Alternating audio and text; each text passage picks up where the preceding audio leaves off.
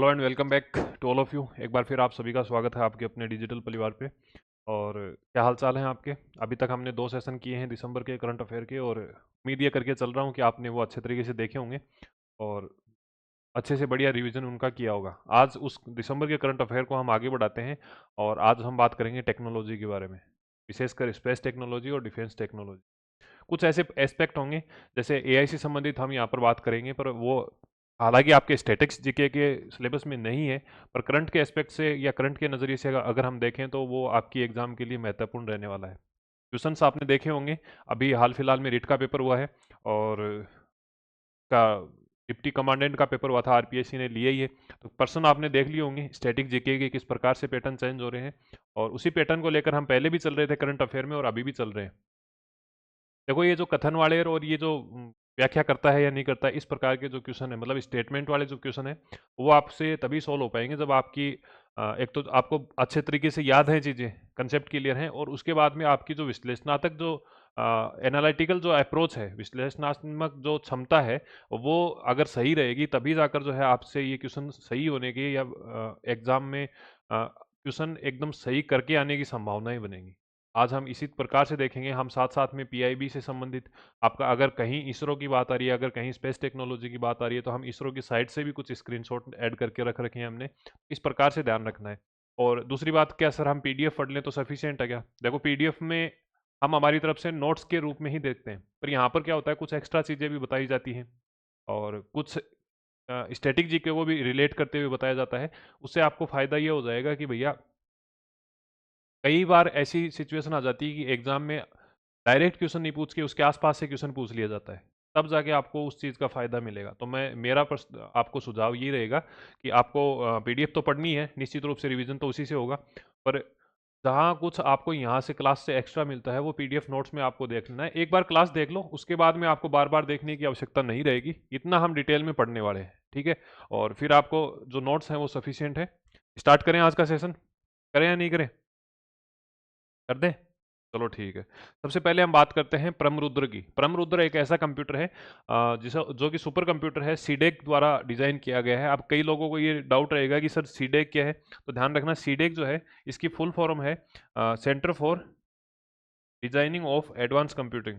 तो ये एक ऐसी संस्था है जो एडवांस कंप्यूटर के लिए काम करती है, और जहाँ कहीं आपको नाम सुनाई देगा सुपर कंप्यूटर का, जहाँ कहीं सुनाई देगा आपको मेन फ्रेम कंप्यूटर की बात, तो कंप्यूटिंग से संबंधित जितना भी कुछ चीज़ें पढ़ते हो आप और जो इनोवेशन होते हैं, ज़्यादातर स्थिति ये बनती है कि अपने भारत के अंदर जो है उसका इनोवेशन या फिर उसका जो आप ये मान के चलिए जो निर्माण किया जाता है वो इसी संस्था द्वारा किया जाता है, ठीक है? तो सीडेक द्वारा एक कंप्यूटर बनाया गया है जिसका नाम क्या रखा गया है? उसका नाम रखा गया है परम रुद्र। अब इसमें खासियत क्या है? इसमें खासियत ये है कि बिहार राज्य में स्थापित होने वाला ये प्रथम अपने आप में क्या है? सुपर कंप्यूटर है, ठीक है? तो आईआईटी पटना में इसका इंस्टॉलेशन हुआ है और आर्यभट्ट सुपर कंप्यूटिंग सेंटर है, वहां पर इसको शुरुआत किया गया है। अगर आपसे इसकी क्षमता पूछे तो ध्यान रखना, टेराफ्लॉप कितने?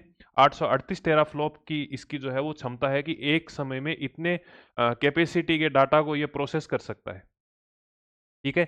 अब आपसे पूछे भैया कि बिहार के अंदर प्रथम स्थापित होने वाला कंप्यूटर कौन सा है? कौन सा? Super computer. तो सुपर कंप्यूटर आपको ध्यान रखना है कि प्रथम स्थापित होने वाला जो सुपर कंप्यूटर है उसका नाम है परम रुद्र।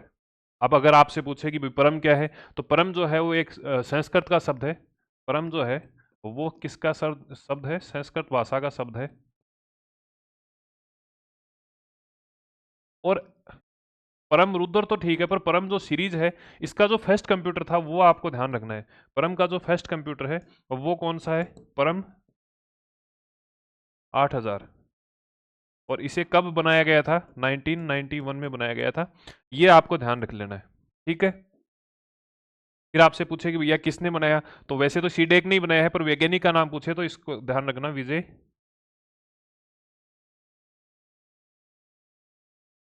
भटनागर, ठीक है? और इन्हें हम फादर ऑफ सुपर कंप्यूटर भी कहते हैं यहाँ पर इंडिया के अंदर, ठीक है? तो ये चीज आप ध्यान में बांटकर है ना? तो ये चीज़ें आपको साथ में ध्यान रखनी है। ये आपको जो करंट अफेयर का नोट्स है वो उसमें नहीं मिलेंगे। दूसरी कंडीशन क्या देखनी है? दूसरी कंडीशन आपको देखनी है कि एक आपका जो है वो स्वदेशी माइक्रो प्रोसेसर बनाया गया है ध्रुव 64। ध्रुव है। 64 जो है वो स्वदेशी आपका एक क्या बनाया गया है, माइक्रो प्रोसेसर बनाया गया है। इससे पहले हमने विक्रम का भी पढ़ा था, अगर आपको ध्यान हो तो पीछे का, अगर आपको करंट अफेयर ध्यान है साइंस टेक्नोलॉजी से संबंधित, तो वहां पर हमने पढ़ा था कि भैया ध्रुव 64 नाम करके, तो अभी दिसंबर में जो है इसको बनाया गया है। किसके द्वारा बनाया गया है, तो वही सेम अपनी सीडेक आ जाती है संस्था। इस कार्यक्रम के तहत बनाया गया है, तो माइक्रो प्रोसेसर विकास कार्यक्रम, माइक्रो प्रोसेसर डेवलपमेंट प्रोजेक्ट या प्लान के तहत इसको बनाया गया है। किस संस्था द्वारा बनाया गया, तो सीडेक पुणे के द्वारा बनाया गया है। इसकी तकनीकी क्षमता कितनी है, तो 1.0 गीगाहर्ट्ज क्लॉक स्पीड इसकी रहती है। अब ये क्लॉक स्पीड जो है वो जनरली होता क्या है कि कंप्यूटर का मस्तिष्क कहे जाने वाले सीपीयू की स्पीड को मापने के लिए हम क्लॉक का इस्तेमाल करते हैं। जिस प्रकार हम दूरी को मापने के लिए किलोमीटर का इस्तेमाल करते हैं, जिस प्रकार से हम हमारा जो समय है उसकी इकाई के रूप में सेकंड अपने घंटे इस प्रकार से यूज करते हैं, उसी प्रकार आपको ध्यान रखना है कि सीपीयू की, आपको ध्यान रखना है स्पीड मापने के लिए क्या इस्तेमाल लिया जाता है, तो सीपीयू की स्पीड को मापने के लिए हम क्लॉक स्पीड का इस्तेमाल करते हैं।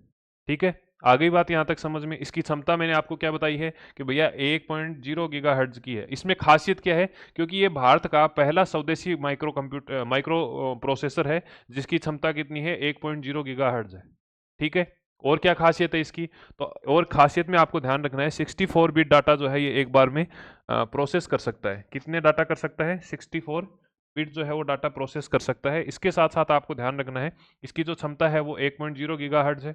और क्या बताया गया है, इसमें एक खासियत ये है कि आउट ऑफ ऑर्डर प्रोसेसिंग ये करता है। क्या करता है, आउट ऑफ ऑर्डर प्रोसेसिंग करता है। इसका मतलब ये हो गया कि अगर एक प्रोग्राम चल रहा है और दूसरा प्रोग्राम उसके पैरेलल में चल रहा है, और इसको अगर ये लगता है कि तो पहले कंप्लीट हो गया, उस प्रोग्राम को मैं पहले एग्जीक्यूट कर दूं, तो ऐसी स्थिति में ध्यान रखना है इसके पास में ये पावर है कि आउट ऑफ ऑर्डर मतलब लाइन तोड़ के दूसरा क्या कर सकता है, प्रोसेस कर सकता है। कर लेता हूं।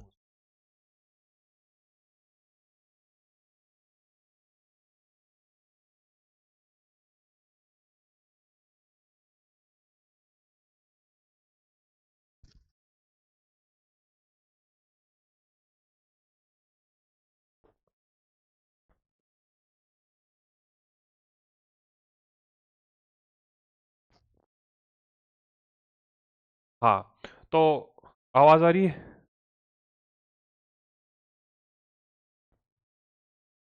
ठीक है, तो यहाँ तक आपको चीज़ें समझ में आ गई होंगी कि भाई इसकी क्षमता कितनी है। पहला माइक्रो प्रोसेसर कौन सा है जो 1 गीगाहर्ट्ज पे है, स्वदेशी निर्मित है, किसने बनाया, तो सीडेक पुणे ने बनाया था।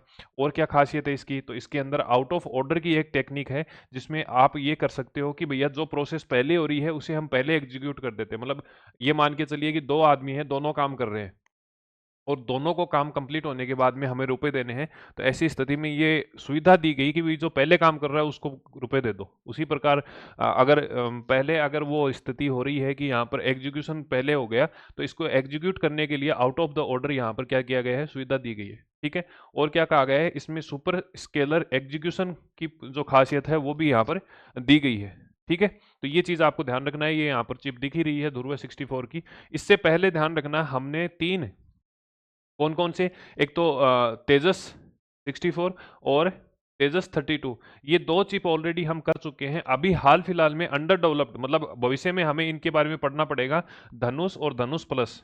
धनुष और धनुष प्लस जो है इन पे हमारा काम चल रहा है। अभी आपको ध्यान रखना है ध्रुव 64 है, ये हमने डेवलप कर लिया है पूरे तरीके से। ठीक है, आगे बात समझ में, चलें आगे। ठीक है भाई, माइक डिस्टर्ब कर रहा है यार आज।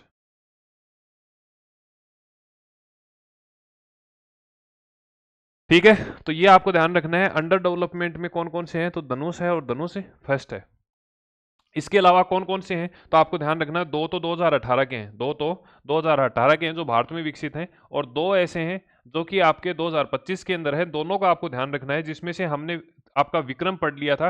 विक्रम में आपको ध्यान रखना है इसका काम किस लिए लिया जाता है, नेविगेशन में लिया जाता है और अंतरिक्ष अनुप्रयोगों के लिए, मतलब स्पेस के अंदर और नेविगेशन सिस्टम के अंदर हमने माइक्रो प्रोसेसर यूज किया है और स्वदेशी रूप से निर्मित किया है। तो उसका क्या नाम है, विक्रम 2025 है, जिसे इसरो ने बनाया था। जिसे किसने बनाया है, इसरो ने बनाया है।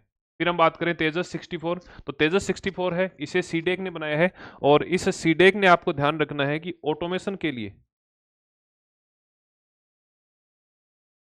ऑटोमेशन के लिए किया है, ठीक है। शक्ति और अजीत आप ध्यान रखो तो ठीक है, नहीं रखो तो ठीक है। शक्ति को आईआईटी मद्रास ने और अजीत को आईआईटी बॉम्बे ने 2018 के अंदर डेवलप किया था, ठीक है।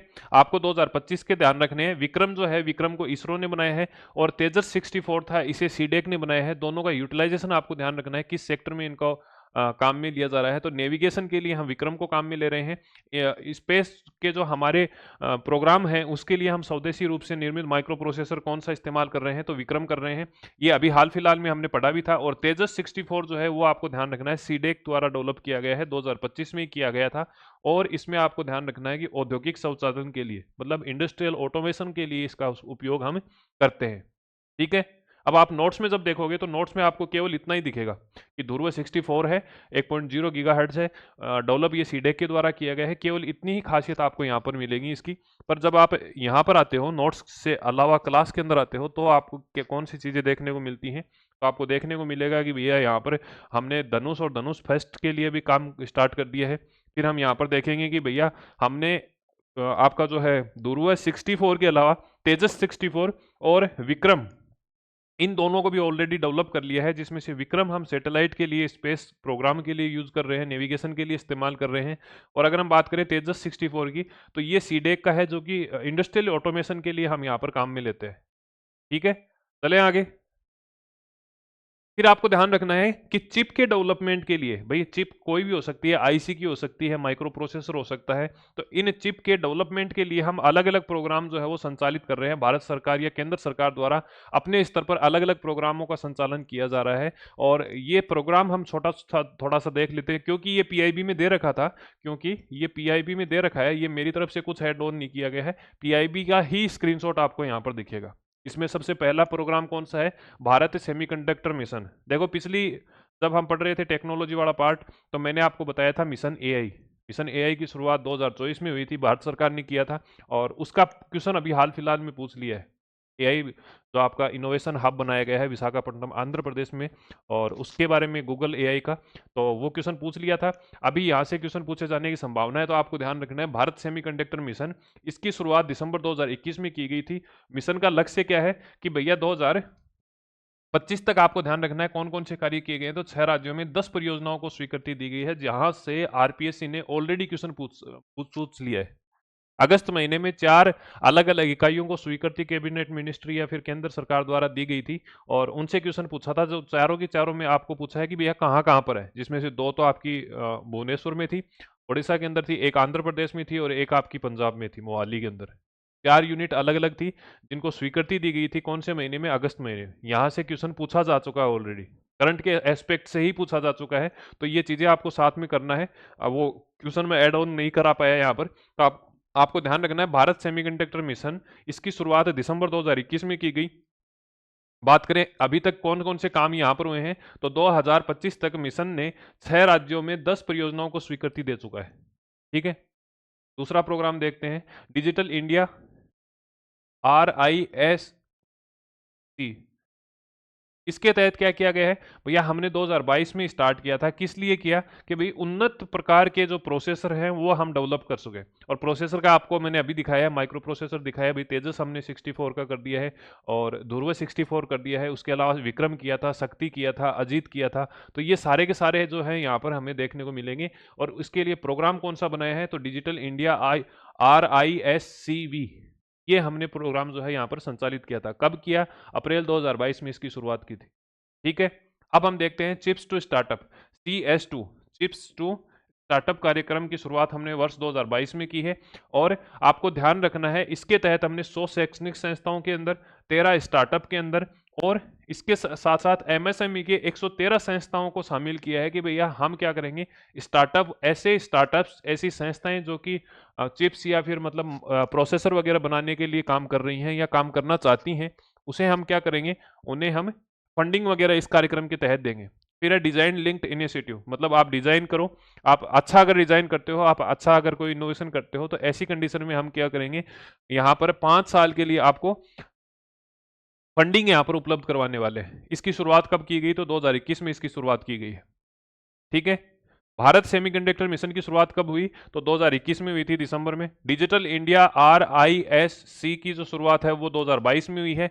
चिप्स टू स्टार्टअप प्रोग्राम की शुरुआत 2022 में हुई है। इसके अलावा आपको ध्यान रखना है कि लिंक्ड इनिशिएटिव जो है, डिजाइन लिंक्ड इनिशिएटिव प्रोग्राम है, इसको आपको ध्यान रखना है कि 5 साल के लिए संचालित किया गया है, मतलब आपकी 2026 तक के लिए इसे संचालित किया गया है। ठीक है।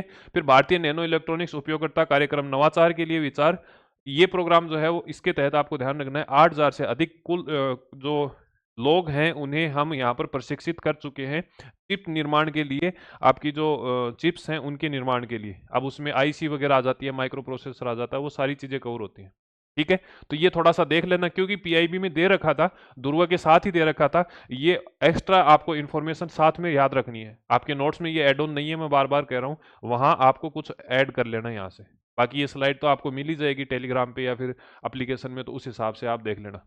ठीक है। अभी तक आपने हमारा प्लेटफॉर्म ज्वाइन नहीं किया है तो प्लेटफॉर्म जरूर ज्वाइन करना है। चाहे यूट्यूब की बात हो, चाहे टेलीग्राम की बात हो, यहाँ पर आपको जो भी आपकी आगामी भविष्य में जो एग्ज़ाम होंगी, आपका जो भी टारगेट है एग्ज़ाम का, उसके लिए यहाँ पर उपयोगी सूचनाएं और उपयोगी कंटेंट आपको यहाँ पर उपलब्ध रहेगा। ठीक है।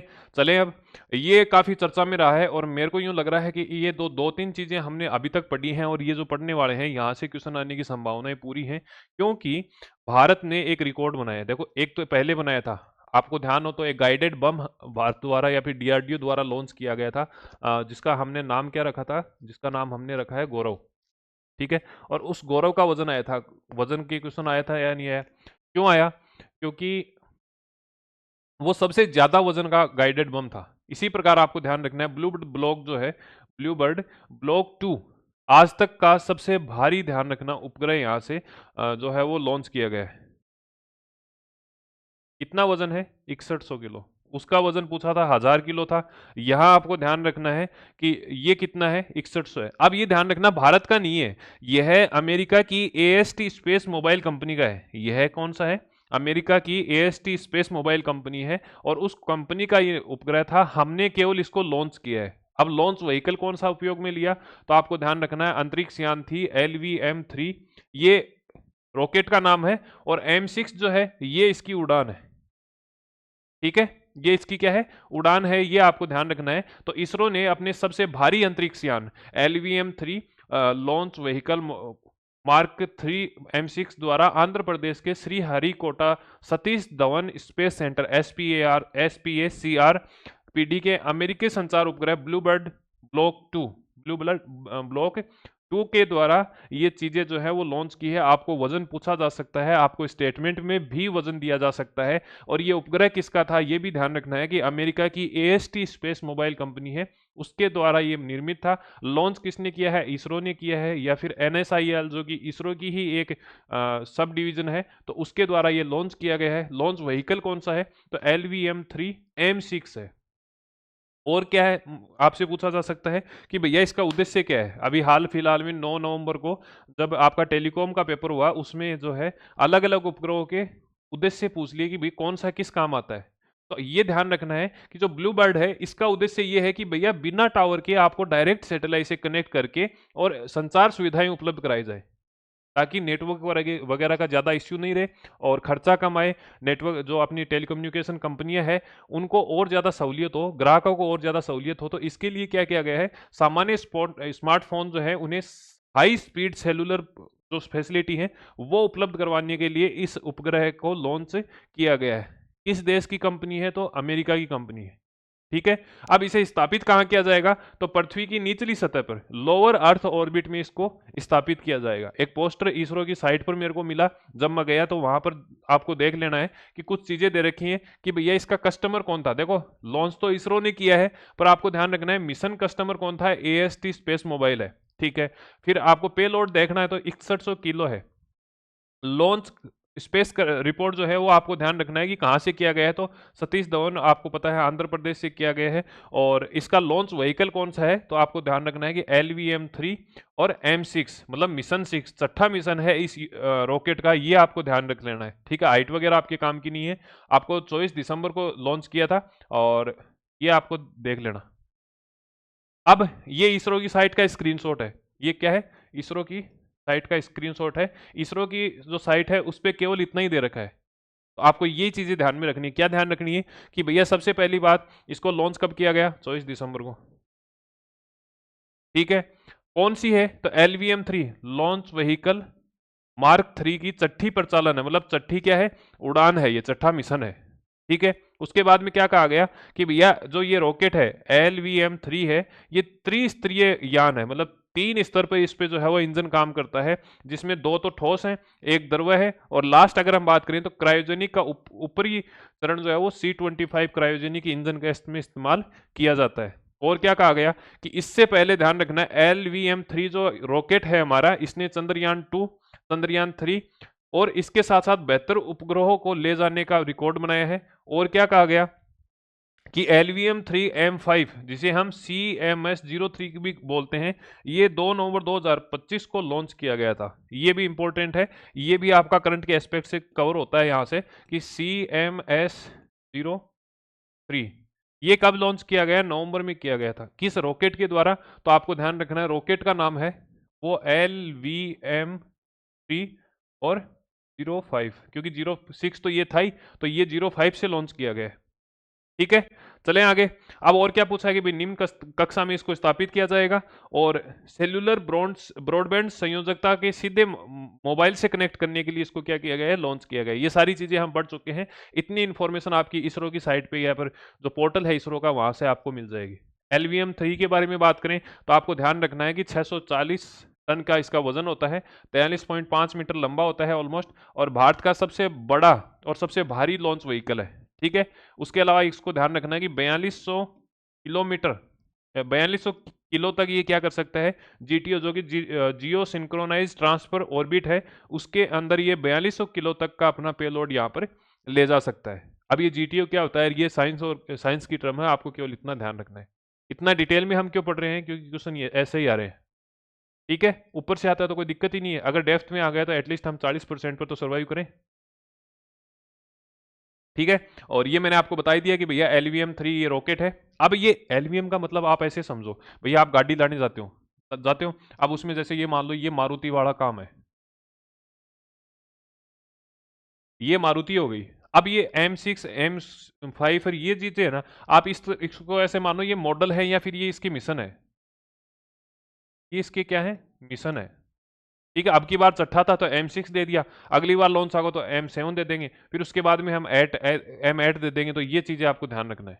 ठीक है, इसके अलावा क्या कहा गया है कि भैया कॉमर्शियल रूप से इसको जो है वो तीसरा हमने लॉन्च किया है, क्योंकि उससे पहले हमने गगनयान वगैरह किए थे, वो कॉमर्शियल नहीं थे, वो हमारे सार्वजनिक रूप से या देश के हित में करने वाले जो प्रोग्राम थे वो थे।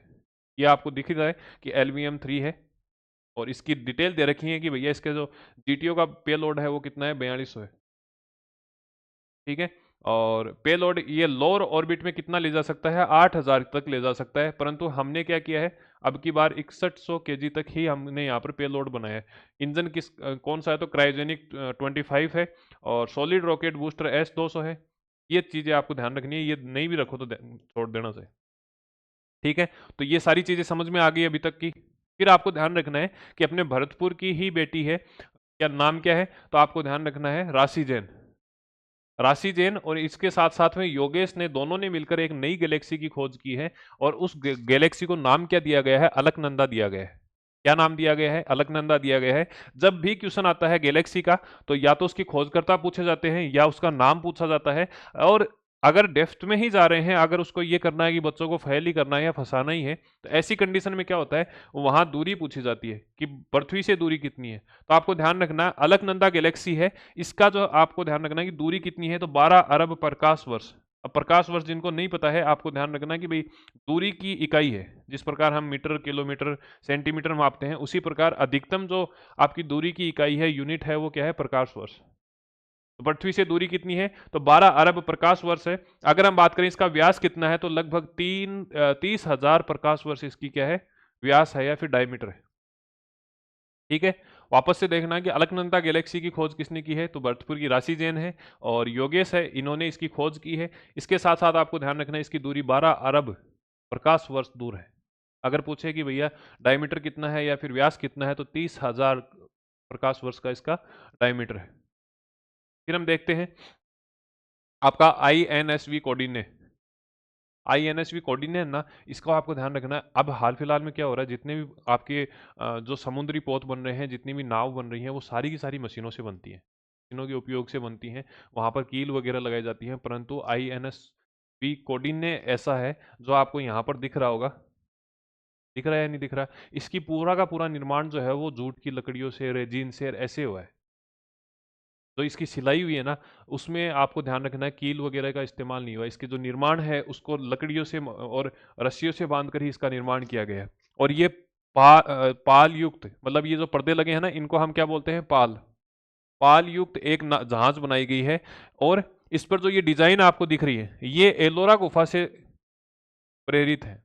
एलोरा गुफा से प्रेरित है, ये आपको ध्यान रखना है। और ये खासियत क्यों बनाई गई है? क्योंकि इसको लकड़ों के जोड़ने के लिए क्या किया गया है कि कीलों की बजाय नारियल के रेशे से जो है आपकी निर्माण किया गया है। अब और क्या खासियत है इसकी? खासियत ये है कि भैया हमने बना के दे दिया, और जो गुजरात का पोरबंदर आपका बंदरगाह है, वहां से ये अपना सफर स्टार्ट करने वाला है। और कुछ लोग जो है इसको लेकर ओमान जाएंगे, ओमान में मस्कट, और मस्कट से फिर इंडोनेशिया की बाली में तक पहुंचेगा।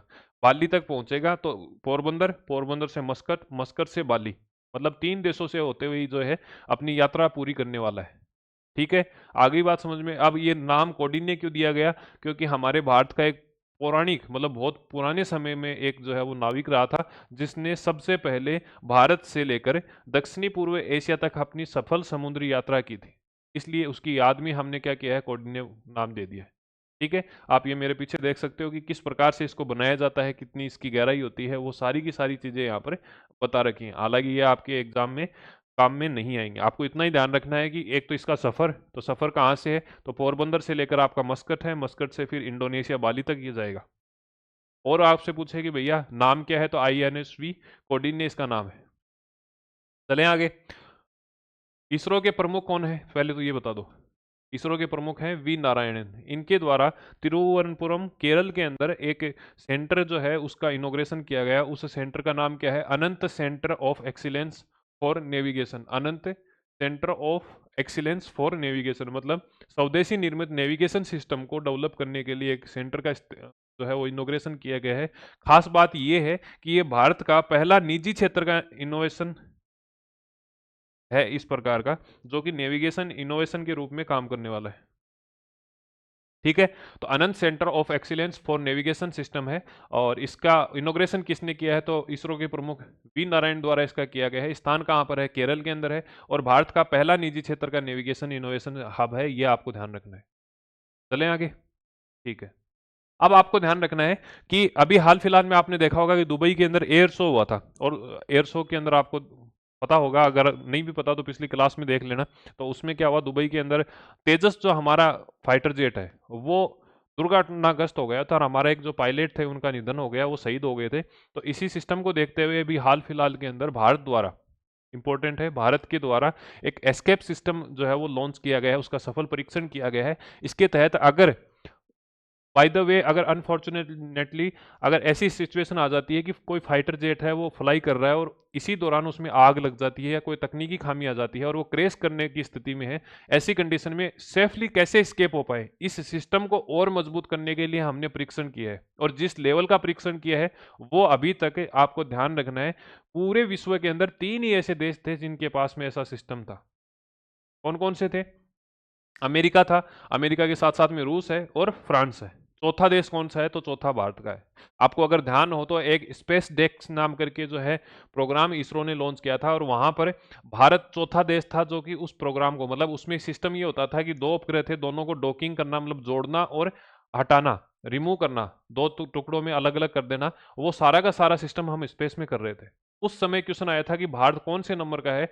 RPSC ने ही वो क्वेश्चन पूछा था जहां तक मेरे को ध्यान में है। तो यहाँ भी ऐसी स्थिति बन सकती है कि आपको ध्यान रखना है कि ऐसा पूरा सिस्टम जो है, जिस प्रकार का आप मेरे पीछे देख रहे हो कि एक ट्रेन की लाइन के ऊपर ये एस्केप सिस्टम का परीक्षण किया गया है और सेफली जो है वो यहाँ से एस्केप किया गया है, मतलब बाहर निकला गया था। तो ऐसी कंडीशन में ऐसे परीक्षण करने वाला, सफल परीक्षण करने वाला भारत कौन सा देश है? तो चौथा देश है। भारत कौन सा है? चौथा देश है। भारत से पहले कौन कौन से देश हैं जो ऐसा परीक्षण कर चुके हैं या जिनके पास में ये तकनीक अभी हाल फिलहाल में वर्तमान में मौजूद है? तो अमेरिका है, रूस और फ्रांस है। अमेरिका, रूस और फ्रांस, और उसके बाद में अपना देश चौथा बन गया है। ठीक है, तो ये चीजें आपको ध्यान रखना है। कितनी स्पीड थी? तो 800 किलोमीटर प्रति घंटा की यहाँ पर स्पीड देखी गई है। आगे बात समझ में चले। और इसको जो डेवलपमेंट किया गया है, ये जो परीक्षण किया गया है, एडीए एरोनॉटिकल डेवलपमेंट एजेंसी और एचएएल हिंदुस्तान एरोनॉटिकल लिमिटेड, इन दोनों की सहभागिता के साथ में, संयुक्त प्रयास के साथ में इसका जो है वो सफल परीक्षण किया गया है। ठीक है, ध्यान रख लोगे ऐसा। कौन से नंबर का देश है? चौथे का। इससे पहले कौन कौन से हैं? तो एक तो अपना अमेरिका हो गया और रूस हो गया और तीसरा जो है वो फ्रांस है। चौथा कौन सा है? तो भारत है। ठीक है, चले। अब आपको ध्यान रखना है कि भैया विशाखापट्टनम में 23 दिसंबर 2025 को पनडुब्बी पर पहली बार ballistic missile, submarine launch ballistic missile SLBM का सफल परीक्षण किया गया है। और इसमें नाम क्या दिया गया? तो ध्यान रखना, K4। K4 जो है इसको नाम दिया गया। अब ये के का मतलब क्या हो गया कि हमारे जो पूर्व राष्ट्रपति जी थे, जिनको हम मिसाइल मैन के नाम से भी जानते हैं, उनके नाम के ऊपर जो है वो के नाम दिया गया है। ठीक है, कलाम साहब थे और कलाम साहब के नाम पर ही के नाम दिया गया है। तो K4 सबमरीन आपकी बैलिस्टिक मिसाइल है और इसको लॉन्च किया गया है और सफल परीक्षण इसका किया गया है। अगर आपसे पूछे कि इसकी क्षमता कितनी है, तो इसकी जो रेंज है वो 3500 किलोमीटर की है। कितनी है? 3500 किलोमीटर की है। क्षमता कितनी है कि कितना वजन ये ले जा सकती है? तो 2 टन का वजन जो है वो ये ले जा सकती है। डेवलप किसने किया है, किसने इसको बनाया है? तो आपको ध्यान रखना, defence research and development organisation द्वारा इसका निर्माण किया गया है। 12 किलोमीटर लंबी है या ऊंची है और 1.3 मीटर का इसका जो है वो व्यास रहा है। ठीक है, चले आगे। 3500 किलोमीटर इसकी मारक क्षमता है, मतलब प्रास बोल सकते हैं, रेंज बोल सकते हैं। और पेलोड कितना है? तो पेलोड कितना है? 2 टन का है। मतलब ये 2 टन तक जो है वो एक्सप्लोजिव अपने पास में कंटेंट जो है वो लेके जा सकती है। कोई बम वगैरह लेके जा सकती है, बारूद वगैरह ले जा सकती है। ठीक है, तो पहली सबमरीन लॉन्च्ड आपकी मिसाइल कौन सी है? तो K4 है। ठीक है, चले आगे। अब आपको ध्यान रखना है, एक अपनी पहले से डीआरडीओ द्वारा डेवलप की गई मिसाइल है जिसका नाम है आकाश। उस आकाश का जो कैपेसिटी है, जो रेंज है, मतलब अगर आप यहां से बटन दबाते हो तो कितनी दूरी तक वो जो है अपना हमला कर सकती है? तो ऐसी स्थिति में उसकी रेंज थी 30 किलोमीटर। अब उस रेंज को बढ़ाया गया और रेंज बढ़ाने के बाद में वापस से उसका परीक्षण किया गया है और उसे उस जो नई मिसाइल बनाई गई है, जो उसकी रेंज बढ़ाई गई है, उसको हमने नाम क्या दिया है? आकाश एनजी, मतलब नेक्स्ट जनरेशन। एन मतलब नेक्स्ट, जी मतलब जनरेशन। तो आपको ध्यान रखना है कि 96% जो सामग्री है, मतलब जो इसमें सर्किट वगैरह, बोर्ड हैं, चिप हैं, एक्सप्लोजिव कंटेंट है, वो सारा का सारा उसको मिलाकर 96% स्वदेशी यहाँ पर चीजें इस्तेमाल की गई हैं। रेंज की बात करें तो मैंने पहले आपको बताया था कि पहले रेंज कितनी थी? तो 30 किलोमीटर थी। अब इस रेंज को बढ़ाकर कितना कर दिया है? तो मारक क्षमता जो है वो अब बढ़ाकर कितनी कर दी है? 60 किलोमीटर कर दी है। ठीक है, डेवलप किसने किया? तो आपके जो है मुख्य रूप से डीआरडीओ ने, इसके साथ साथ में भारत डायनेमिक्स लिमिटेड द्वारा इसका जो है वो किया गया है। लॉन्च कहाँ पर किया गया? तो ओडिशा के चांदीपुर इंटीग्रेटेड टेस्ट रेंज में जो है 23 दिसंबर को इसको लॉन्च किया गया था। तो अगर आपसे पूछे कि आकाश जो है वो किस प्रकार की मिसाइल है, तो आपको ध्यान रखना है किस प्रकार की है। सतह से लेकर हवा में।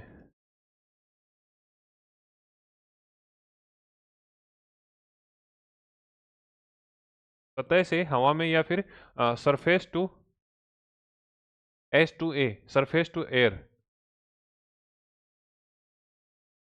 ठीक है, मतलब सतह से इसको लॉन्च किया जाएगा, पृथ्वी से इसको लॉन्च किया जाएगा और उसके बाद में जो है वो हवा में ये क्या करती है? अपना हमला कर देती है, या फिर कोई ड्रोन वगैरह है, कोई मिसाइल है, उसको नष्ट कर देती है। हमने K4 मिसाइल पढ़ी थी कि भी पनडुब्बी से लॉन्च हुई है। हमने आकाश नेक्स्ट जनरेशन पढ़ा कि भी इसकी कैपेसिटी को हमने जस्ट डबल 30 से 60 किलोमीटर कर दिया है। अब आपको ध्यान रखना है, इसी प्रकार हमने पिनाका, जिसे हम ALR GR 120 कहते हैं, वो भी जो है वो चांदीपुर ओडिशा से लॉन्च की गई है। 29 दिसंबर को की गई थी। ये आपको ध्यान रख लेना है।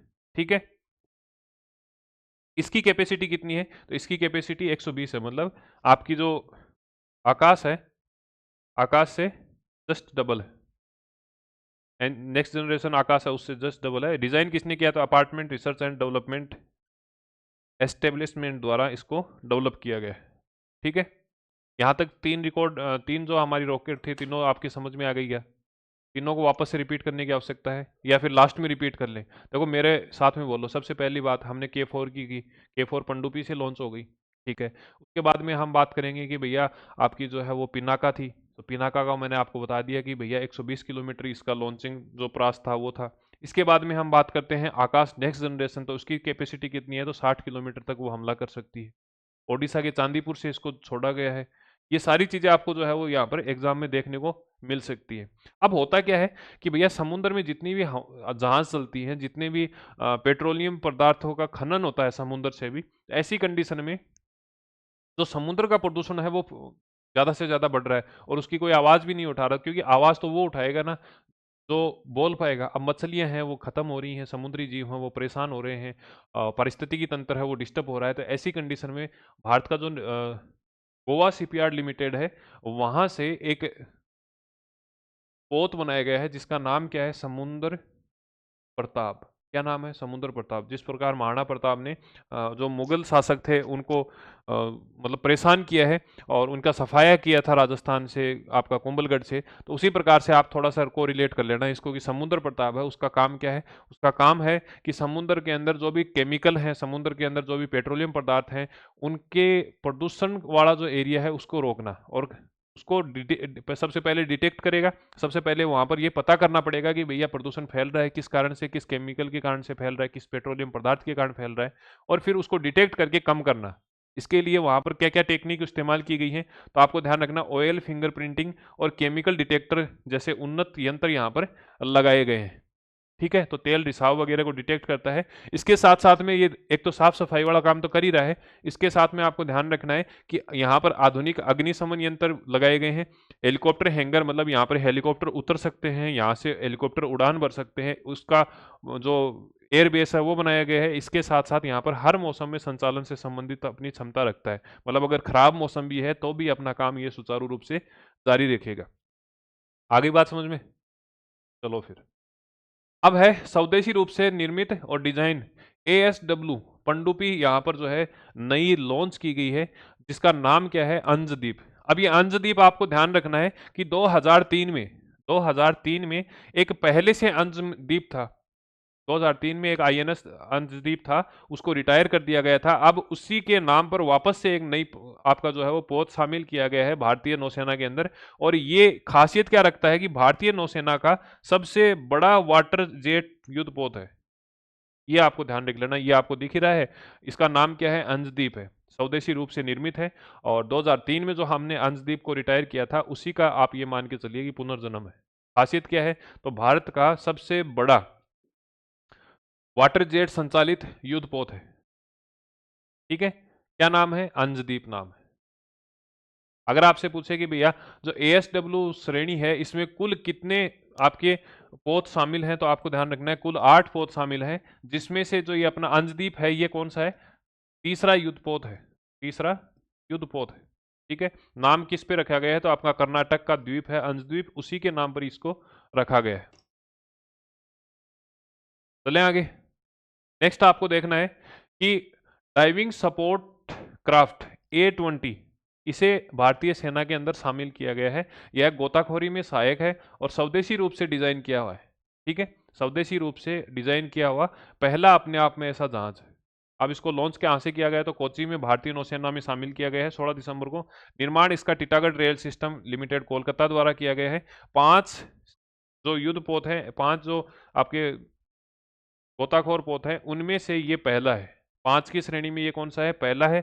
अगर हम बात करें पिछला पिछला मतलब अंशदीप की, तो अंशदीप आपको ध्यान रखना है 8 की श्रेणी में तीसरा था। इधर अगर हम बात करें कि भैया आपका जो अंशदीप कौन सा है? तीसरा है। और DSC मतलब आपका जो है डाइविंग सपोर्ट क्राफ्ट है A20, ये आपका कौन सा है? 5 में पहला है। ठीक है, वो कितने में था? 8 में तीसरा था, ये 5 में पहला है। ये चीजें आपको ध्यान रखनी है। फिर आपको ध्यान रखना है INAS 335। अब ये इसमें कुछ समझाने लायक नहीं है, आपको डायरेक्ट ही रटना है। INAS 335 है। ये क्या है? ये आपको यहाँ पर जो हेलीकॉप्टर दिख रहा है इसको नाम दिया गया है, इसको नाम दिया गया है। और ये दूसरा है MH-60R हेलीकॉप्टर स्क्वाड्रन के अंदर। इसका काम क्या है? इसका काम ये है कि भैया ये क्या करेगा, मॉनिटरिंग करने के काम आएगा, आपके जो है सुपरविजन करने के काम आएगा। और जब हम जो अपनी नौसेना की जो सीमाएं हैं, भारतीय समुद्री सीमाएं हैं, उनकी रक्षा करने के लिए ये काम में आने वाला है। दूसरा नाम क्या दिया गया है? The osprey. द ऑस्प्रे नाम दिया गया है। इसकी तैनाती ध्यान रखना INS हंसा जो कि गोवा में स्थित है, एयरपोर्ट है जो कि सिविलियन के लिए और भारतीय सेना के लिए काम में लिया जाता है, वहां पर इसकी तैनाती की गई है। नाम क्या है? नाम आपको ध्यान रखना है INAS 335, ये इसका यहाँ पर नाम रहने वाला है। ठीक है, चले आगे। चलो भाई, फिर आपको ध्यान रखना है अदम्य श्रेणी, एक श्रेणी है जिसको नाम क्या दिया गया है? अदम्य श्रेणी। उसमें 8 टोटल जो है वो तीव्र गश्ती पोत शामिल किए गए हैं। 8 किस में किए गए थे? अपने आपका जो अंशद्वीप था उसमें भी शामिल किए गए थे। उसमें ये तीसरे नंबर का था, यहाँ भी तीसरे नंबर का है, ये आपको ध्यान रख लेना। तो अमूल्य और अंशद्वीप कौन से हैं? 8-8 की श्रेणी में तीसरे नंबर के हैं। इसका जो है वो निर्माण गोवा शिपयार्ड में किया गया है और 60% अधिक स्वदेशी घटक इसमें शामिल है। और परिचालन क्षमता कितनी है? तो 1500 समुद्री मील तक इस परिचालन वगैरह कर सकता है। इतना कोई खास नहीं है, फिर भी आप देख लेना। ठीक है, खासियत क्या है कि तीव्र गश्ती पोत है, मतलब इससे क्या कर सकते हैं? गश्त वगैरह कर सकते हैं। ये आप देख लो यहाँ पर। ठीक है, INS सिंधु घोष इंपॉर्टेंट है क्योंकि इसको रिटायर कर दिया भैया। 19 दिसंबर को क्या किया है? सिंधु घोष को रिटायर कर दिया। और रूस द्वारा निर्मित ये क्या है? किलो क्लास एक श्रेणी होती है, उसके अंदर निर्मित किया गया था। तो अगर आपसे पूछे कि भाई दिसंबर 2025 के अंदर कौन से आपके जो पनडुब्बी है उसको रिटायर किया था, तो INS सिंधु घोष है, उसे रिटायर कर दिया गया था। और कितने वर्ष का था? 40 वर्ष का, मतलब 40 साल पहले भारतीय नौसेना में इसे शामिल किया गया था और अब इसको 19 दिसंबर 2025 को रिटायर कर दिया गया है। ठीक है, और रसिया की किलो क्लास श्रेणी का ये क्या है? पनडुब्बी है। ठीक है, कहाँ से किया है? तो आपको ध्यान रखना है मुंबई से किया है। कहाँ से किया है? मुंबई से इसको क्या कर दिया है? रिटायर कर दिया है। आगे बात समझ में। फिर हम ध्यान रखना ग्लो केस 9, इसको 2 भाग में डिवाइड कर लेना। केस 9 अगर आपने साइंस पढ़ी है तो आपको ध्यान होगा केस 9 जो है वो आणविक कैंची का काम करती है, मतलब जो प्रोटीन वगैरह हैं उनको काटने का काम करती है। ग्लो क्या होता है? चमकना। इसी से पूरा कंसेप्ट क्लियर हो जाता है कि नई एक प्रोटीन का खोज किया गया है जो कि DNA की जब कोडिंग की जाती है या DNA में कुछ एडिट किया जाता है, जेनेटिक जब इंजीनियरिंग की जाती है तो उस समय वो ग्लो करेगा। अब होता क्या है कि आप किसी भी परमाणु के DNA को छेड़ रहे हो, जब जेनेटिक कुछ भी इंजीनियरिंग का काम कर रहे हो, तो ऐसी कंडीशन में क्या होगा? प्रोटीन जो है वो चमकने का काम कर देगा।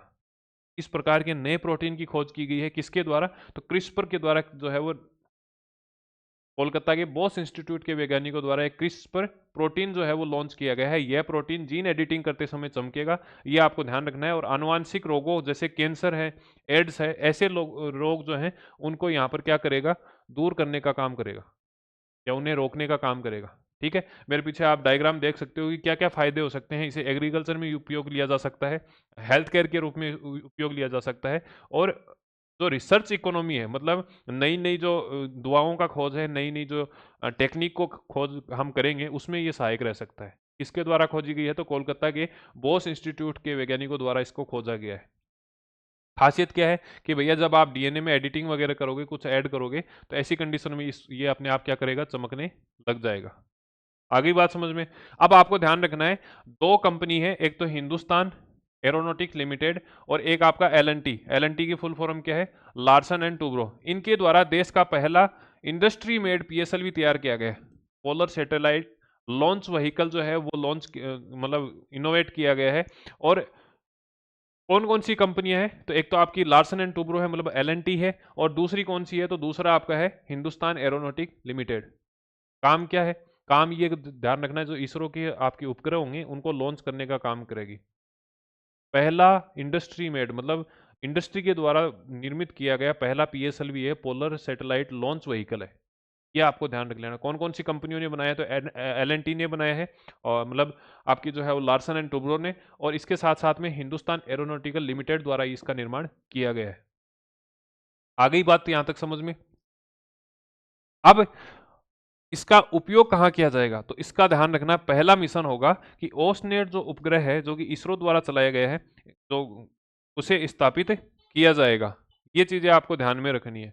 तो ओसनेट जो उपग्रह है ये पहले भी लॉन्च किया गया था और अब जो इसे लॉन्च किया जाएगा, 1 मिनट रुकना भाई।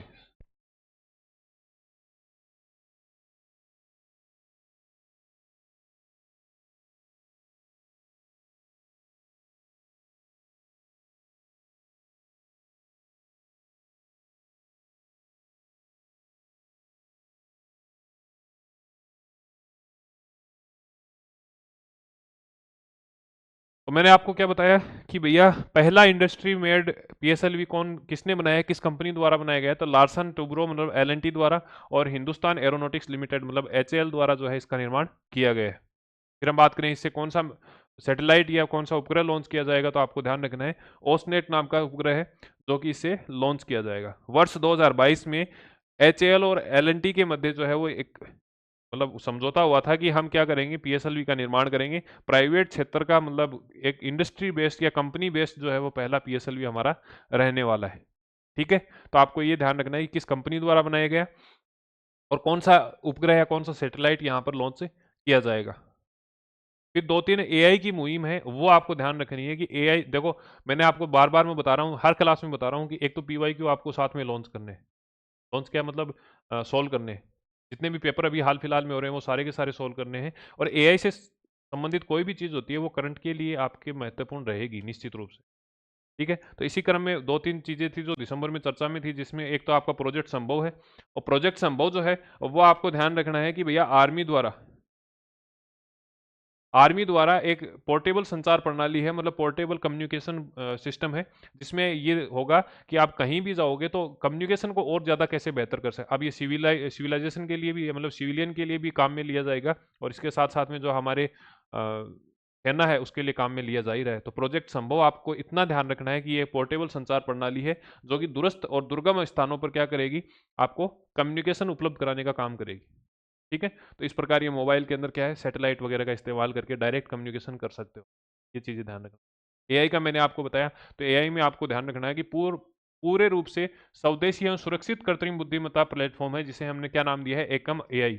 एकम एआई एक नाम हमने पोर्टल बनाया है, अगर आप यूट्यूब पे डायरेक्ट सर्च करोगे तो ये दिख जाएगा आपको, एक वेबसाइट सी खुलेगी। तो उसमें आपको ध्यान रखना है एकम एआई जो है वो भारत का पूर्ण रूप से स्वदेशी रूप से, जैसे आप चैट जीपीटी इस्तेमाल कर रहे हो, जैसे आप जेमिनी इस्तेमाल कर रहे हो, जैसे आप ग्रोक इस्तेमाल कर रहे हो, उसी प्रकार से एक मॉडल आता है जिसको पूरे तरीके से भारत में विकसित किया गया है और जो कि भारत की ही जो सूचनाएं हैं, तो मतलब अन्य देशों की जो कंपनियां हैं उन पे निर्भर नहीं होकर आत्मनिर्भरता के साथ में क्या करेगा, पूरे तरीके से कृत्रिम बुद्धिमत्ता की सुविधा यहाँ पर उपलब्ध कराने का काम करने वाला है।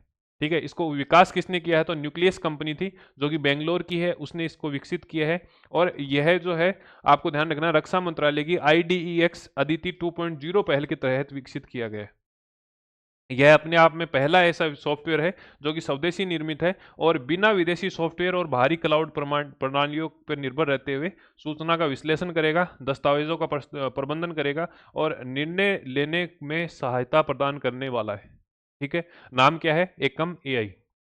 इसी प्रकार से आईआईटी गुवाहाटी और भारतीय रेल ने दोनों ने कॉन्ट्रैक्ट किया है, किसके लिए, एआई आधारित मालगाड़ी लॉकिंग निगरानी प्रणाली के लिए एक कॉन्ट्रैक्ट किया है, जिसको नाम क्या दिया गया है, दृष्टि। ठीक है, अब ये दृष्टि काम क्या करेगा, जैसे दो डिब्बे हैं, दोनों डिब्बों के बीच में जो लॉकिंग सिस्टम होता है, दो कोच होते हैं, दोनों के बीच में लॉकिंग सिस्टम है, वो प्रॉपर तरीके से काम कर रहा है या नहीं कर रहा, जितने भी आपके दरवाजे वगैरह हैं वो प्रॉपर तरीके से बंद है या नहीं है, ये जितना भी लॉकिंग सिस्टम होता है पूरी रेल के अंदर, उसको सुनिश्चित कर देगा। मतलब एआई बेस्ड होगा, ये अपने आप ये बता देगा कि भैया कौन से नंबर का कोच है जो अनलॉक है, जिसका गेट खुला पड़ा है, वो सारी चीजें आपको एआई के माध्यम से सूचनाएं उपलब्ध करा देगा। नाम क्या है, दृष्टि। मतलब ये दृष्टि रखेगा, ये अपनी आंखें उस पर रखेगा, अपनी जो नजर है वो रखेगा कि भैया प्रॉपर तरीके से पूरी ट्रेन जो है वो लॉक्ड है या नहीं है। ठीक है, आ गई बात समझ में। अब एक बार इस पूरी क्लास का रिवीजन कर लेते हैं, 5 ही मिनट में कर लेंगे। ठीक है, ताकि होगा क्या, आपको जो है जल्दी से चीज़ें जो है वो रिवाइज करने में सहायता मिल जाएगी।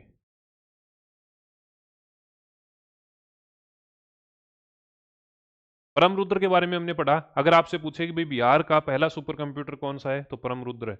अगर इसकी क्षमता पूछे तो कितनी है, 838 टेराफ्लॉप्स की इसकी क्षमता है। अगर आपसे पूछे कि भैया इसका डेवलपमेंट किसने किया, इसको निर्माण किसने किया, तो आपको बताना है कि भाई सीडेक ने किया था। ठीक है। दूसरी कंडीशन क्या आती है कि भारत का पहला स्वदेशी निर्मित 1.0 गीगाहर्ट्ज माइक्रो प्रोसेसर कौन सा है, तो ध्रुव 64 है। क्या हमने इससे पहले भी कोई माइक्रो प्रोसेसर बनाए थे क्या? तो आपको बताना है कि भैया पहले हमने शक्ति बनाया है, पहले हमने अजीत बनाया था, जो कि 2018 में बना दिए थे। 2025 की अगर आपसे बात पूछे तो हमने ध्रुव 64 से पहले तेजस 64 बनाया था, जो कि सीडेक ही द्वारा बनाया गया था। औद्योगिक स्वचालन मतलब आपके इंडस्ट्रियल ऑटोमेशन के लिए बनाया गया है। हम बात करें विक्रम की, तो विक्रम को इसरो ने बनाया है। इसका इस्तेमाल हम नेविगेशन के लिए, मार्गदर्शन के लिए और इसके साथ साथ स्पेस के जो भी प्रोग्राम है उनके लिए इसका इस्तेमाल करते हैं। ये कुछ प्रोग्राम थे, जैसे भारत सेमीकंडक्टर मिशन है, इसको 2021 में हमने डेवलप किया था। डिजिटल इंडिया जो हमारा प्रोग्राम है उसे अप्रैल 2022 में किया था। चिप्स टू स्टार्टअप मतलब C2S 2022 में स्टार्ट किया है। डिजाइन लिंक्ड इनिशिएटिव प्रोग्राम जो है, योजना है, ये 2021 में की थी। इस प्रकार आपको ध्यान रखना है, ठीक है। फिर हमने कहा कि भैया अभी तक हमने सबसे भारी जो लॉन्च व्हीकल मतलब हमने काम लिया है, सैटेलाइट काम में लिया है, वो आपको ध्यान रखना है 6100 केजी का है। कब लॉन्च किया गया, तो दिसंबर 2025 में किया गया था। अब तक का सबसे भारी सैटेलाइट है और इस सैटेलाइट का निर्माण किसने किया है, तो अमेरिका की AST स्पेस मोबाइल कंपनी के द्वारा किया गया है। अगर आपसे पूछे कि लॉन्च व्हीकल कौन सा था, LVM-3M6, ये इसका क्या है, लॉन्च व्हीकल है। उद्देश्य क्या था, तो उद्देश्य आपको ध्यान रखना है कि भैया हम क्या करेंगे, सैटेलाइट आपको डायरेक्ट जो है उस सैटेलाइट के माध्यम से आपको संचार उपलब्ध कराएंगे, कम्युनिकेशन कराएंगे। इसकी स्थापना पूछेगी भैया इसको स्टेब्लिश कब किया गया है, तो लोअर अर्थ ऑर्बिट में इसको जो है स्थापित किया गया है, ठीक है। तो ये सारी सूचनाएं हमने ऑलरेडी पढ़ ही चुकी हैं और ये मैंने आपको बता ही दिया कि भैया इसकी तीसरी कॉमर्शियल थी और वैसे छठी उड़ान थी, छठा मिशन था। इसके पहले इसने चंद्रयान 2, चंद्रयान 3 इसके साथ साथ बेहतर उपग्रह संचालित किए हैं। अगर आपसे पूछे कि भाई M5 किसके लिए इस्तेमाल हुआ, तो M5 जो है वो CMS-03 के लिए इस्तेमाल हुआ था, ठीक है। तो LVM-3 M5 जो है वो किसके लिए हुआ है, CMS-03 के लिए हुआ है, ठीक है। और क्या बताया है, बस ये चीज़ें हैं। तो लोअर अर्थबिट में जो है आपको ऑर्बिट में स्थापित किया जाएगा, ये सारी चीज़ें हम ऑलरेडी पढ़ चुके हैं। अलकनंदा गैलेक्सी है, इसकी खोज राशि जैन जो कि भरतपुर की है और योगेश ने की है और इसकी जो दूरी है वो 12 अरब प्रकाश वर्ष है। व्यास की पूछे तो 30,000 प्रकाश वर्ष इसकी व्यास रहा है। INSV कोडी ने मैंने बता दिया कि विशिलाई विधि से इसका निर्माण हुआ है और यात्रा ये पोरबंदर से स्टार्ट करेगा, ओमान मस्कत और फिर आपका इंडोनेशिया बाली के अंदर जाने वाला है, ठीक है। और Anand centre of excellence for navigation है, ये प्रमुख वी नारायण द्वारा इसका इनोग्रेशन किया गया है। ध्यान ये रखना है कि भारत का पहला निजी क्षेत्र का नेविगेशन इनोवेशन हब ये है और कहाँ पर है, तो केरल के अंदर है, तिरुवनंतपुरम केरल के अंदर है, ठीक है। और ये एस्केप सिस्टम मैंने बता दिया कि भारत चौथा देश है, इससे पहले अमेरिका, रशिया और फ्रांस ने ऐसा परीक्षण कर चुके हैं।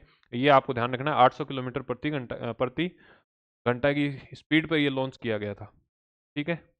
फिर K4 है, इसकी क्षमता 3500 किलोमीटर है। विशाखापट्टनम में इसकी जो है वो लॉन्चिंग की गई थी। ये सारी चीज़ें हम पहले ही ऑलरेडी पढ़ चुके हैं। आकाश का मैंने बता दिया 30 किलोमीटर थी, उसकी रेंज को बढ़ाकर 60 किया गया है। नाम क्या दिया, आकाश नेक्स्ट जनरेशन दिया गया। लॉन्च कहाँ से किया गया, तो आपको ध्यान रखना है ओडिशा के चांदीपुर से इसको लॉन्च किया गया है। 23 दिसंबर 2025 को लॉन्च किया गया है। लॉन्च किसने किया, तो DRDO ने और भारत डायनेमिक्स लिमिटेड द्वारा किया गया है। नई जो रेंज कैपेसिटी है वो कितनी है, तो आपको ध्यान रखना है 60 किलोमीटर की, जस्ट डबल कर दिया है। पिनाका की बात करें तो पिनाका को आपको ध्यान रखना है, इसकी कैपेसिटी 120 की है और चांदीपुर सेम वहीं से इसको लॉन्च किया गया है 29 दिसंबर को, ठीक है। इसको 23 दिसंबर को किया गया था आकाश नेक्स्ट को, और इसको कब किया गया है, 29 दिसंबर को किया गया है, ठीक है। चलें आगे। अब समुद्र प्रताप का मैंने बताया भैया साफ सफाई करेगा, केमिकल डिटेक्शन करेगा, पेट्रोल और तेल वगैरह का जो है वो डिटेक्शन कर लेगा। और क्या कहा है कि भैया इसके अंदर फिंगरप्रिंटिंग कौन सी, ऑयल की, और इसके साथ साथ में केमिकल डिटेक्टर भी है। साथ ही साथ ये कहा गया है कि आधुनिक अग्निशमन सुविधा भी इसके अंदर है। हेलीकॉप्टर हैंगर भी यहाँ पर है और हर मौसम में ये क्या कर सकता है, अपना काम सुचारू रूप से जारी रख सकता है। अंशदीप का मैंने बता ही दिया कि भैया ये अंशदीप जो है ये भारतीय नौसेना का सबसे बड़ा वाटर जेट संचालित युद्धपोत है, 8 में तीसरा है और कर्नाटक के अंशदीप द्वीप पर इसको नाम रखा गया है, ठीक है। DSC 820 मतलब आपका डाइविंग स्पोर्ट क्राफ्ट 820 है, इसको आपको ध्यान रखना है। कोच्चि के अंदर इसको शामिल किया गया है, निर्माण इसका टीटागढ़ में किया गया था, बस यही ध्यान रख लेना। INAS 335 ये हेलीकॉप्टर है भैया, को अपॉइंटमेंट किया है। अमूल्य आपको बता दिया कि 8 तीव्रगति तोप हैं, उसमें से तीसरा है और इसकी जो क्षमता है ये 1500 समुद्री मील तक चल सकता है, गति 27 समुद्री मील है। ठीक है, तैनाती इसकी कहाँ पर हुई है? तो पारादीप ओडिशा के अंदर इसकी तैनाती हुई है। 60% स्वदेशी चीज़ों का इस्तेमाल इसके निर्माण में किया गया था। ग्लोकेस 9, ये मैंने बताया कि भैया डीएनए की एडिटिंग के लिए, डीएनए में कुछ सुधार अगर हमें करने हैं, कुछ रोगों से मुक्ति दिलाने के लिए हम इसका इस्तेमाल करने वाले हैं। खासियत ये है कि भैया ये प्रोटीन जो है वो जीन एडिटिंग करते समय क्या करेगा, अपने आप चमकने लग जाएगा। अब इसका फ़ायदा क्या है? इसका फ़ायदा हम एग्रीकल्चर के लिए ले सकते हैं, एग्रीकल्चर के अंदर सुधार के लिए ले सकते हैं, इसका हम हेल्थ केयर के लिए, मतलब स्वास्थ्य से संबंधित जो भी सुविधाएं हैं उनके लिए ले सकते हैं। और जो हमारी रिसर्च या फिर नए-नए जो नवाचार करने हैं, चाहे वो हमें किसी मेडिसिन का जो है वो इनोवेट करना हो, नई मेडिसिन हमें खोज करनी हो, या फिर जो है हमारे पुरानी कोई रोग है, जैसे कैंसर से संबंधित कोई रोग हो सकता है या कोई भी आनुवांशिक रोग है, उसमें सुधार के लिए हम क्या कर सकते हैं, इसका इस्तेमाल कर सकते हैं। फिर हम देखेंगे कि भैया इंडस्ट्री बेस्ड पहली पोलर सैटेलाइट लॉन्च व्हीकल का निर्माण किस कंपनी द्वारा किया गया? तो सबसे पहले है एल एन टी, और इसके साथ साथ में क्या है, HAL, हिंदुस्तान एरोनॉटिकल लिमिटेड। इसके द्वारा क्या किया गया है, पहला इंडस्ट्री बेस्ड PSLV तैयार किया गया है। अब इसका इस्तेमाल कहाँ किया जाएगा? तो इसका इस्तेमाल ध्यान रखना है कि मिशन ओसनेट, जो कि इसरो का आपका सैटेलाइट है, उसे कक्षा में स्थापित करने के लिए यहाँ पर काम में लिया जाएगा। ये आप यहाँ पर देख सकते हैं, ओसनेट की आपको यहाँ पर फोटो दिख जाएगी। प्रोजेक्ट संभव मैंने बताया कि भैया अपनी जो सेना है उसके द्वारा पोर्टेबल कम्युनिकेशन सिस्टम लॉन्च किया गया है, जो कि आपके सिविल सिविल लोग होंगे, मतलब जो आम नागरिक है उसके लिए भी उतना ही उपयोगी रहेगा, और सेना के लिए भी इसका उपयोग किया जाएगा। एकम एआई मैंने बता ही दिया कि भारत का पहला ऐसा पोर्टल है या पहला ऐसा प्लेटफॉर्म है जहां पूर्ण रूप से स्वदेशी सूचनाओं का इस्तेमाल करते हुए एआई प्लेटफॉर्म उपलब्ध कराया गया है। एआई की सुविधाएं, कृत्रिम बुद्धिमत्ता की जो सुविधाएं हैं वो उपलब्ध कराई गई हैं। नाम क्या है? एकम एआई। ठीक है, फिर हम देखते हैं दृष्टि। दृष्टि ध्यान रखना है कि आपका आईआईटी गुवाहाटी और भारतीय रेलवे के साथ में एक एमओयू हुआ है। तो लॉकिंग सिस्टम जितना भी है भारतीय रेल के अंदर, वो पूरा का पूरा आर्टिफिशियल इंटेलिजेंस के माध्यम से उस पर निगरानी रखने के लिए, उसको सुपरवाइज करने के लिए हम क्या किसका इस्तेमाल करेंगे? दृष्टि का इस्तेमाल करने वाले हैं। ठीक है, तो टेक्नोलॉजी वाला पोर्शन खत्म हो गया है भैया। डिटेल में हमने पढ़ा है, जहां इसरो से हमें सूचनाएं उपलब्ध करानी थी वो सारे के सारे स्क्रीनशॉट आपके साथ किए हैं। जहां पीआईबी से हमें सूचनाएं साझा करनी थी वो पीआईबी वाली सूचनाएं भी की है। और इससे ज़्यादा डेप्थ में मेरे हिसाब से जाएगा नहीं, फिर जाता भी है, मान लो चला भी गया, क्योंकि 100% की गारंटी कोई नहीं ले सकता, ना आप ले सकते हो ना मैं ले सकता हूँ। और जिस प्रकार के पेपर आप चल रहे हैं उसमें मैं मानता हूँ कि सबसे पहला प्राथमिक उद्देश्य आपका होना चाहिए कि भाई 40% दोनों पेपर के अंदर आप सर्वाइव कर जाओ। ठीक है, उसी प्रकार से हम यहाँ पर पढ़ रहे हैं, और इसके बाद में हम स्पोर्ट्स वाला एक सेक्शन लिख लेंगे और फिर नेशनल वाला हो जाएगा। ठीक है, तो पूरी कंप्लीट आपका दिसंबर करंट अफेयर है वो कवर हो जाएगा। नोट्स आपको ऑलरेडी एप्लीकेशन के अंदर उपलब्ध करवा चुके हैं, तो आप वहाँ से डाउनलोड कर लो। प्रिंटेबल नोट्स की सुविधाएं आपको उपलब्ध रहती हैं, तो आप उसका डाउनलोड करके और प्रिंट निकाल सकते हो। बाकी किताब आपको स्पेशली फर्स्ट ग्रेड के लिए जो किताबें हैं वो जो है आपको पर्याप्त समय रहते सूचना उपलब्ध करा दूंगा कि भैया हमारी किताब आ रही है, कब आ रही है, वो सारी सूचनाएं। मिलते हैं एक नए सेशन के साथ में, तब तक के लिए धन्यवाद। जय हिंद, जय भारत, थैंक यू। कंटिन्यू अपनी पढ़ाई रखिए, और सिलेक्शन के बाद में याद ज़रूर करना। वैसे तो पहले भी कर सकते हो, पर सिलेक्शन के बाद में भाई खुशियाँ शेयर करनी चाहिए। ठीक है, थैंक यू।